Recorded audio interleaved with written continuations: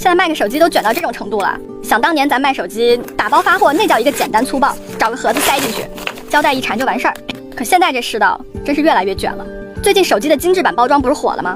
什么仪式感、氛围感，全都得安排上。这两天我啥也没干，就光研究各种打包风格了，还有各种撞色主题，我都挨个给你们试过了，翻来覆去也就那几种，我都快审美疲劳了。这打包博主真不是谁都能当的，没两把刷子还真混不下去，每天都在跟自己的 CPU 较劲。不卷吧，别人都卷得飞起，你不卷就显得格格不入；卷吧，还得卷得好看，卷得有新意，不然丑不拉几的，谁还愿意找你下单啊？